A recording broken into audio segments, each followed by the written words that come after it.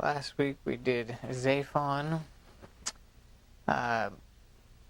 So today we will look at a couple things here. Anybody ever heard of this? Mount Hor. H-O-R. Without cheating. This is the mountain that Aaron went on, and when Aaron died, right? So the Israelites were in the wilderness of Zin, or Sin, depending on what version you read. And Mount Hor is in the wilderness of Zin. And then we're also going to have one other place to think about, Kadesh, Barnea. Anybody ever heard of Kadesh, Barnea?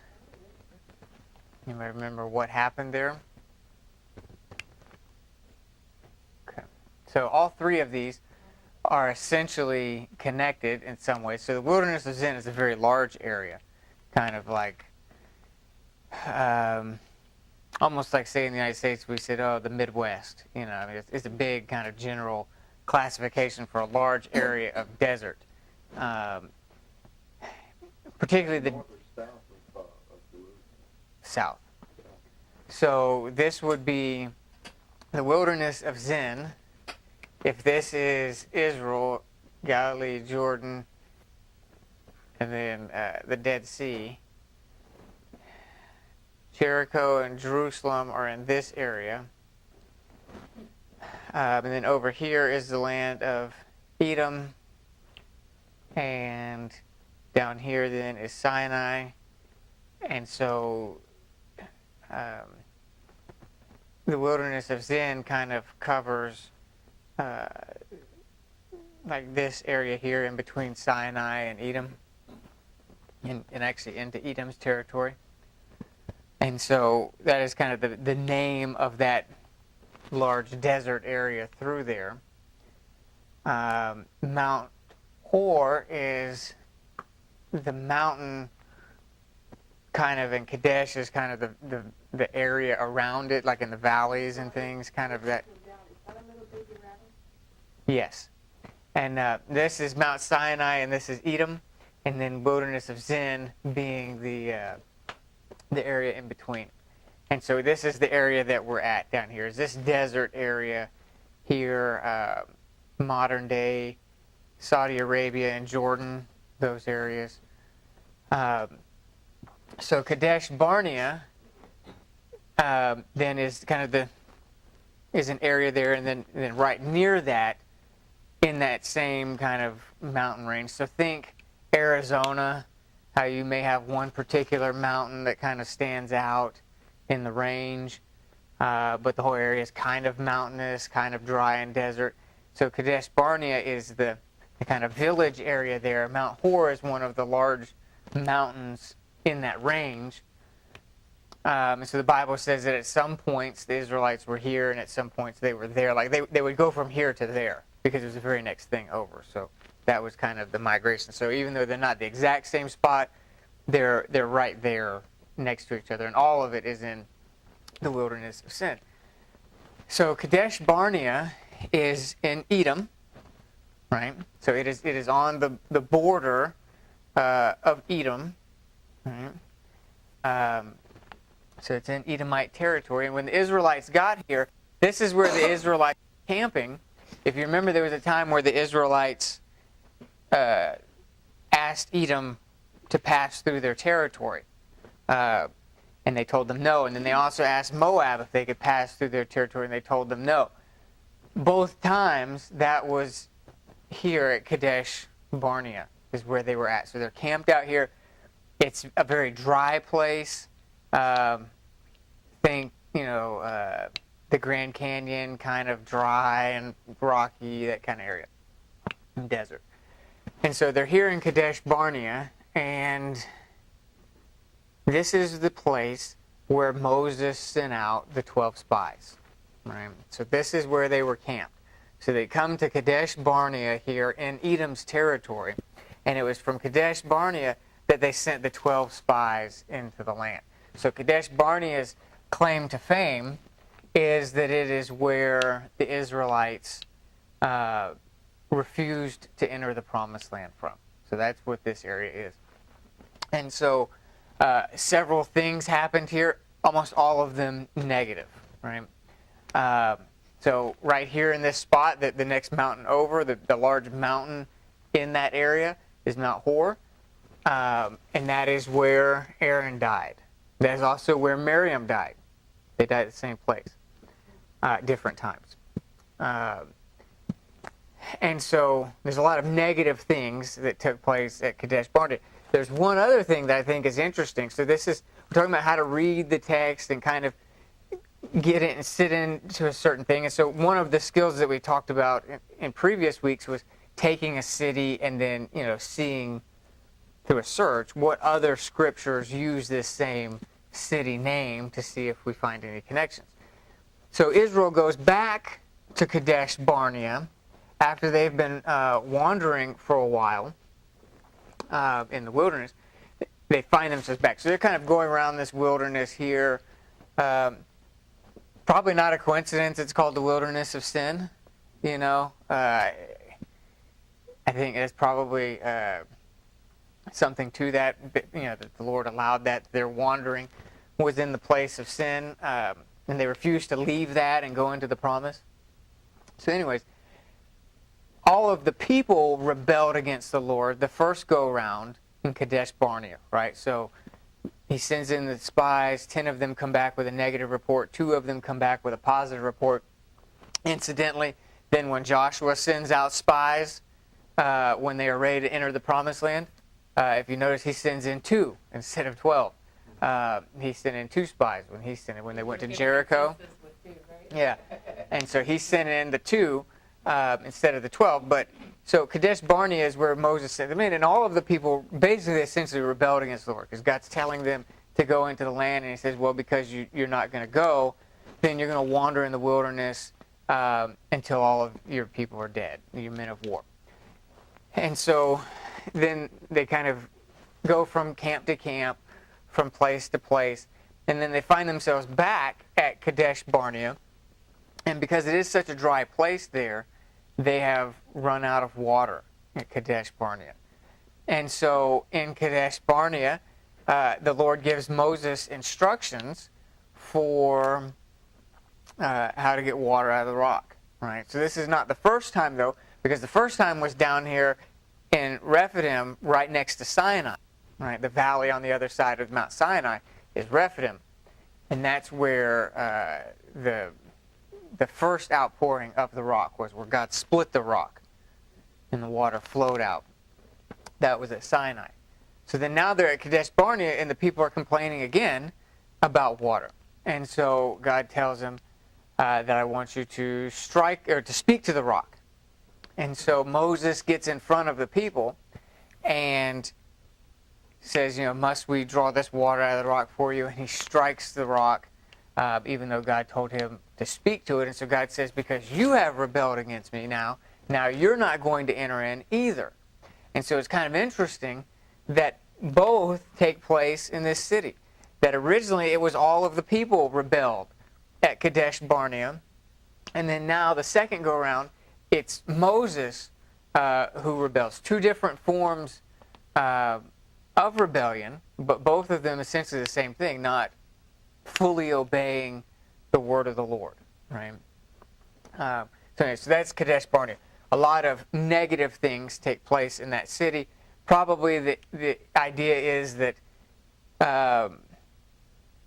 in the wilderness of sin, all of these negative things, but through Christ, we're no longer under sin. We're under the promise. And so, things are different for us under the promise versus them who were under the sin. Even Moses was still not fully into the promise yet. So anyways, so that's Kadesh Barnea, wilderness of sin. Mount Hor is in that same region. So I guess one of the things then that would be a good lesson for studying would be to say, what is then the history of this area, both forward and backward. You kind of say there's a biblical history to a city, and then occasionally there might be a future. A lot of times, how we talk about in archaeology the tells are where they build one upon another, and that was typically how they would do it, because once you had a good spot for that region, you normally just stayed there and just rebuilt fresh homes on top of that same mound, and then it was probably better anyways because it was higher then. So sometimes it's good to look forward, because maybe it wasn't called Kadesh Barnea in future places, right? But so maybe there's something important about that, because names of things change. An example would be Kirjath Arba. Arba being one of the giants, one of the sons of Anak, one of the large giant kings was Arba. And then his city was Kirjath Arba, which then later becomes Hebron, where David reigned from, before he went to Jerusalem, and where Caleb was given his inheritance, right? So anyways, that's an example of a city whose name changed. So Kadesh Barnea, as I was doing some research then, and Mount Hor, this whole region, where it really led me to is I was looking at Mount Hor, where Aaron's burial was. And in fact, now there's a monument on top of Mount Hor that's supposed to commemorate where Aaron was buried, supposedly. And so that's kind of interesting. So as I'm looking through that and doing some research on what was Mount Hor, some people thought it was different things throughout the years, but they pretty much come to a consensus now of where it is. They know the region.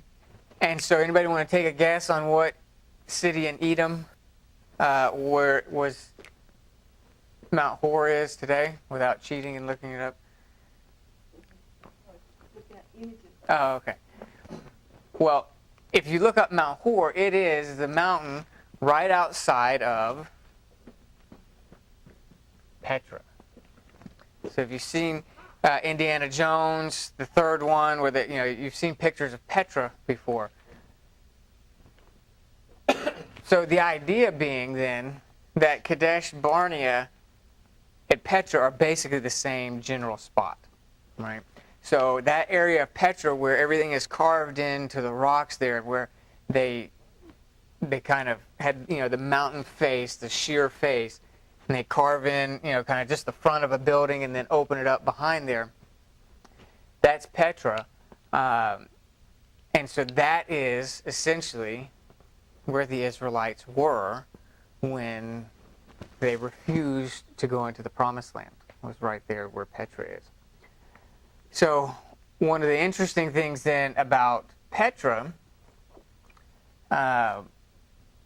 is that Petra, the city itself that we think of, would not have been there during the time of the Israelites. In fact, there probably wasn't hardly anybody there. That was kind of just there. I mean, maybe it had a few people, and that's how it got the name or something. But for the most part, there wasn't anybody there. It was the wilderness. It was the middle of nowhere. And so this was not a major, area like it was later when it became Petra. During this time, this would have been just kind of wilderness, right? The Israelites get there, and there's nothing there. They have no water. There's nothing. And so Petra itself was founded, they're not 100% sure, but probably no earlier than 300 BC, perhaps maybe even a little closer to the time of Christ. So Petra itself was founded much later. So Petra was not, even though that was in Edomite territory, I used to think that was an Edomite spot, because that was in the land of Edom. But it's much later, actually. And so the people that carved this in would have been kind of after that major, the times when Edom was a major culture. Because if you remember, during the time that Israel was destroyed in 586, that also God then prophesied destruction on many of the surrounding nations, particularly Edom and Moab and Ammon. And so many of those areas were wiped out by Nebuchadnezzar, and so they were weakened during this time. So anyway, it's kind of interesting. Then Petra is formed around 300 BC, all the way, for about 400 or 500 years. And so this was actually the domain of the Nabetians. There's a group of people that had actually a very large kind of domain during, kind of concurrent with the Romans. And so I think they maybe somewhat had peace with the Romans, so maybe like almost in the same way that Herod kind of ruled over his area, but really he wasn't really the one ruling over it. Rome was ultimately in charge, but they kind of gave individual regions kind of a little bit of autonomy as long as they had the Roman army somewhere, So the Nabetans were something like that. And so they were in kind of this region. And so they were the ones that carved out, we believe, or at least that was their main area, were those carvings that we have today. So whether they actually did the carvings or not, I don't know. Some people think the Egyptians did it prior to them, but either way, the Nabetans were the main ones that made use of it. And so that was kind of their capital city, if you will. Kind of an interesting side note, this place became known as a spot for water. That if you went anywhere in the desert, you're obviously going to run out of water. And so Petra became famous and very wealthy because they had developed a system of pipes to bring water in from nearby desert springs, wherever there were desert springs, bring it in through pipes. And so that's what made it such a wealthy and famous town, was their ability to bring in water. I want to say it was something like 14 million gallons a day they were pumping in. I mean, just tons of water. Like it was a plumbing system that even in some poorer parts of the world, they still use things like that today. So think, back here, that was really advanced. And so they became known for being able to import water from all these different springs scattered throughout the desert that people would have a hard time finding, centralized it at Petra. And so this was also a major trade route. And so you had all these people needing water. So this became a major area then. I think it's ironic then that this is what Petra became known for, is it was the only place that you could get water from in the desert out there.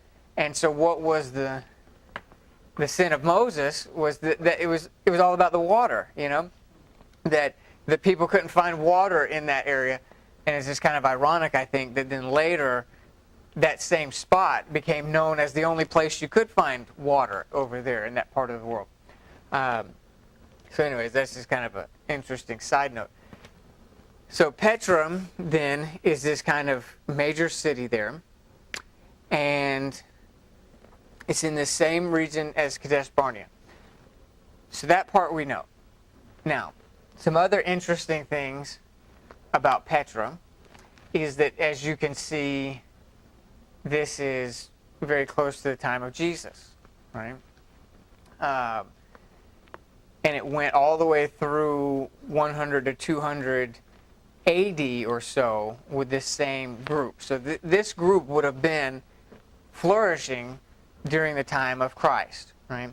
And in fact, I saw some reports that say that the Nabatean area during the time of Paul stretched all the way up to Damascus, which is where Paul had his vision of the Lord. That same general region is the region around Caesarea Philippi, which is interesting. So that means that during this time, now Caesarea Philippi was pretty much Roman populated. But it's interesting that region, Damascus and Caesarea Philippi, are right next to each other. So, because we talk about Paul on his way to Damascus, when he saw the light, is on the same road that Peter was on when he confessed Jesus to be the Christ, and he had his epiphany. I mean, it's the same spot, basically. Caesarea Philippi and Damascus, the same road. So when Paul's on the road to Damascus, it is also the road to Caesarea Philippi. They're both on that road, and they're right near each other, same general area. And so that Tibetan area was up in this area as well, where they were kind of governing and stuff. And so, anyways, just kind of an interesting, all of that is kind of the history behind that, kind of fills in some details. Now, this next part is just my pure speculation, but kind of interesting, that this then is a fairly large metropolis at this point. I mean, we see the pictures of that one area carved into the rock, but that is not all there was to Petra. Petra was a huge place with all kinds of temples and amphitheaters and that kind of stuff. It was a major metropolitan area because I think all that water, that was a big deal back then, particularly when you've got massive wealthy caravans coming down from the south and from Africa and the Arabian areas, and all of this trade route smack dab right in the middle of the desert, then they've got access to water. It's probably a very wealthy spot. So anyways, Petra would have been in prime, season during the time of Christ. And so Petra means rock, right? That's why they call it Petra, because it's carved into the rock. So anyway, it's kind of interesting.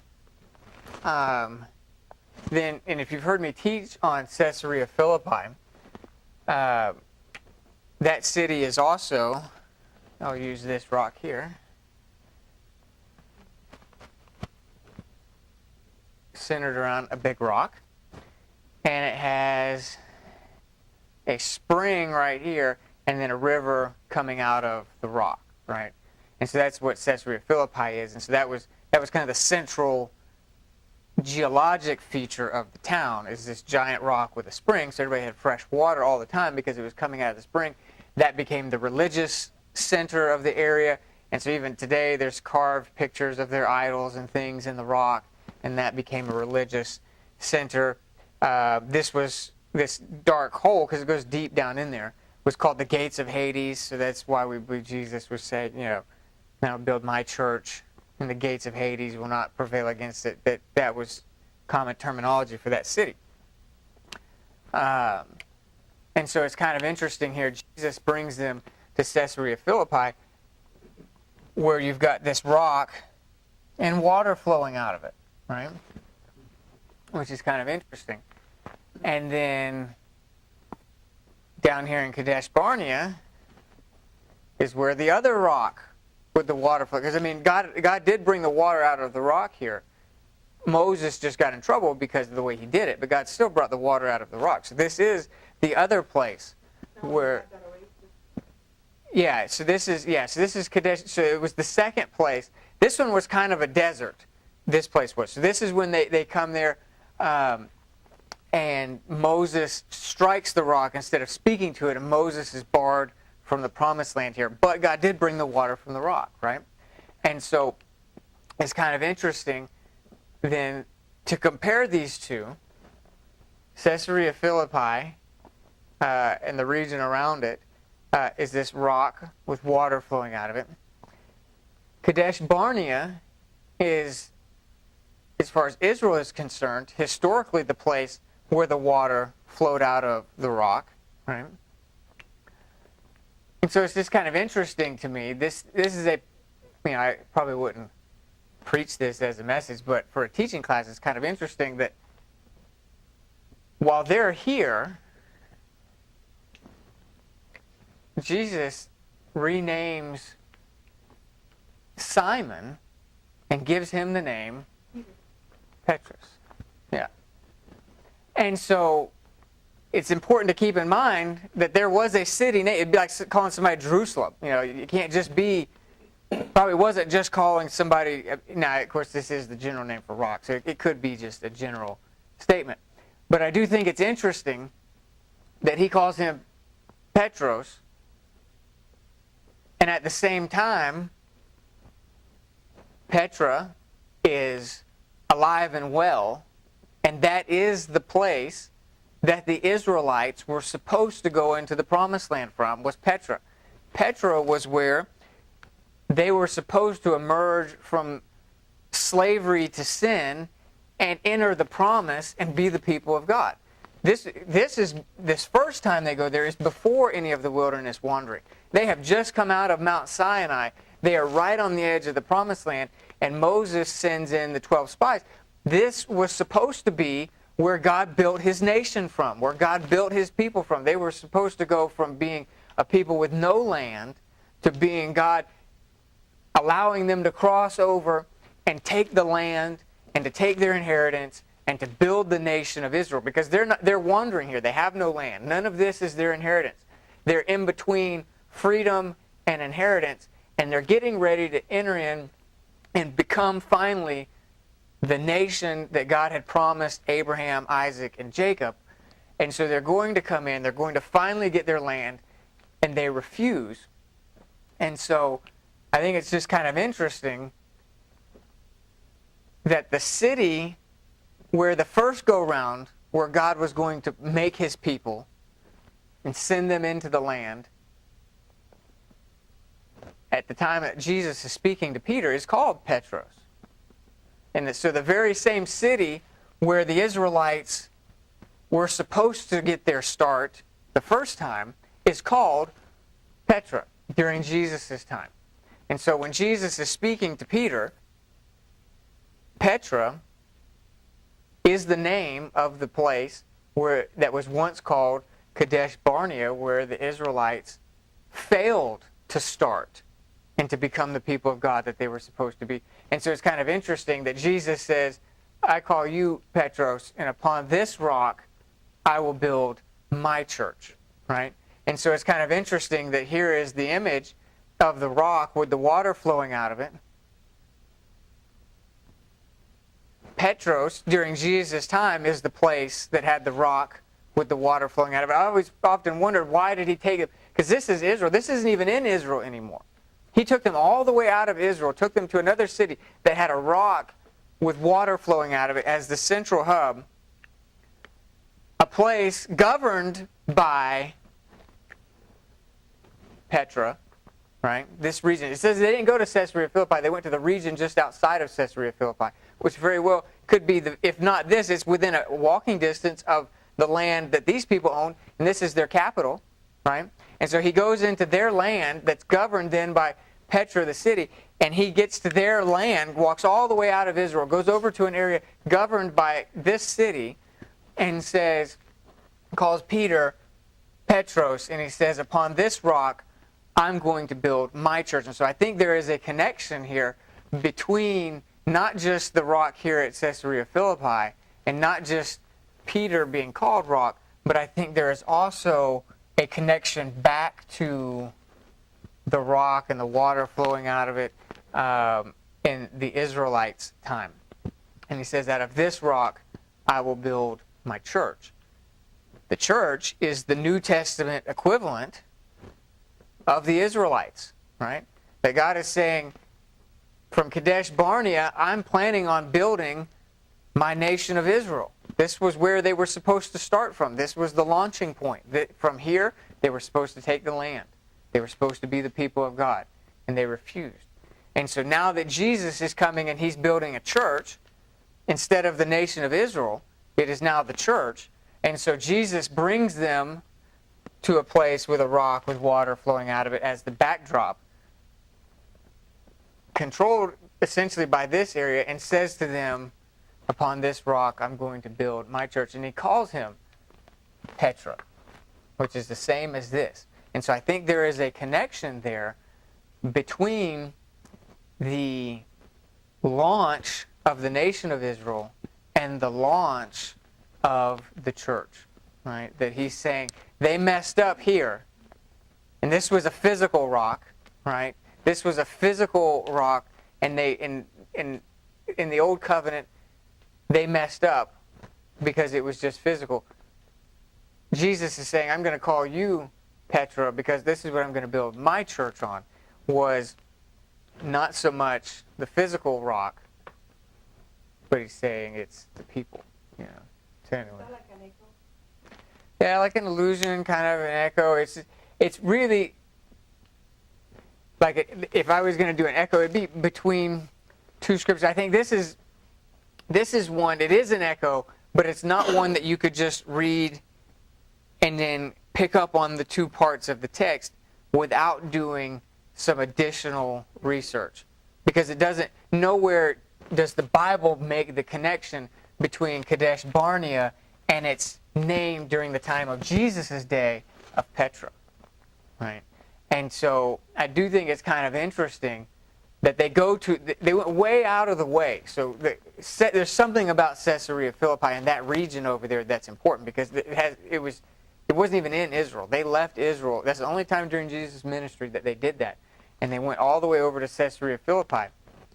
And so I think all of it is a picture. I think Jesus is trying to paint a picture for them by bringing them to a place where there's a rock with water flowing out of it. I think he's intentionally trying to bring their mind back to the water flowing from the rock at Kadesh Barnea, where God provided for their needs. It's interesting. God says that he was upset with Moses because Moses didn't sanctify him in front of the people by being obedient. And so it's almost like, in some ways, that It's hard for us to see today because we don't see or communicating pictures like they did back then. right. Just the language and, they know the stories, where we have to research it. Where for the people at the time, It'd be like if I wanted to preach on the Jordan River, and so I bring us to the St. John River over here. And so we're having church on the edge of the St. John River, but I'm preaching about the Israelites crossing the Jordan or crossing the Nile, And so all of a sudden everybody realizes that's why we're at the river, is because that's what we're talking about, is a river. And so it's allowing us to see it. So it reminds me of when Paul goes to Philippi and he goes by the river of the flowing water where all the people were, because it was the living water. Right. Where people congregated for prayer. Right. And so the backdrop then, right, just like the river, would be this rock with water flowing out of it. And I think it's just too coincidental that this is the backdrop, and the city called Petra is where the rock with water flowed out in the Old Covenant. And so now this was supposed to be not just where the water flowed out. That was the second time they came. The first time they came to Kadesh Barnea was supposed to be the launch. That was it. This was the last stop before they entered the Promised Land, right? And so they come to the place, and so this kind of interesting. Then from Caesarea Philippi on, Jesus makes a straight march to Jerusalem to be crucified. Right? He says, "Upon this rock I will build my church." Right? And so it's almost like, now that I'm thinking about it, the Israelites were supposed to enter into the Promised Land, but they didn't because of fear. And so here they are at the place where the rock and the water was going to flow, Kadesh Barnea. They were supposed to enter into the Promised Land, but they didn't because of fear, because of what they're looking at was going to happen to them. And so they didn't enter because of fear. Here is Jesus telling them that he's going to have to die. Now, he's not in the Promised Land anymore. And he makes the conscious choice to launch from here and go into the Promised Land knowing full well that he's going to die. It's the exact opposite of the people of Israel down here refusing to enter when it was their time because of fear of death. Jesus then comes to a kind of New Testament equivalent of this and goes straight in knowing he's going to die and intentionally faces it. It's almost like an opposite, if you will, that the thing that the Israelites failed at was entering into the Promised Land And that's kind of what we see Jesus doing. It makes you wonder why he left the promised land to begin with, for this one message. And then that was, from here, Jesus launches himself down into Jerusalem, and it's a straight march from Caesarea Philippi, that region around there. It says, in fact, it doesn't even say he was in Caesarea Philippi. It just says the region around that. Kind of launches himself down in here. So it's kind of an interesting comparison between how the Old Covenant Israelites were going to start being the people of God, and how Jesus was going to start his church. It's kind of an interesting kind of parallel between those two things. So I imagine there's probably a lot to this parallel, probably even more than what I'm talking about here, but it makes you wonder, did Jesus choose this name for him for more reasons than just the rock metaphor? Was it intentionally trying to bring about this memory down here? So anyway, this was the place of all their failure. This is the place where all of them died. Aaron, Miriam, and essentially everyone. The Israelites were cursed here and were not allowed to enter the promised land. They come back. Moses is cursed here and not allowed to enter the promised land. And so this is kind of the place where in the Old Covenant they were supposed to become the people of God and never did. And then what happens here? When they're here, they start saying kind of messages of doubt, to not want to go in. And so it was kind of like the bad report of the spies kept them from going in, because they didn't want to face death. And so what happens up here? What is the big story between Peter and Jesus? After Peter's highlight, right, of saying, "Thou art the Christ, the Son of the living God," he has a low light, right, where he tells Jesus, "You're not going to go in here and die. You can't do that." And he rebuked him. And Jesus then rebukes Peter and says, "Get behind me, Satan. You don't have in mind the things of God, but the things of men." So it's kind of interesting. They didn't want to enter because they didn't want to die. And you see that same attitude creeping up in Peter, telling Jesus, "You can't die. You're not going to die. Don't do that. Don't talk about going in there and dying." Kind of interesting. It's not the exact same, but there's parallels here between these two stories of the rock with the water flowing in it in the Old Covenant, and then the corresponding story of Jesus. The hint pin being this name, Petra, that is the modern name for this, and the name that Jesus chose for Peter. So anyways, when you hear the name Peter from now on, there might be some connection with that actual city of Petra, which was Kadesh, Barnea.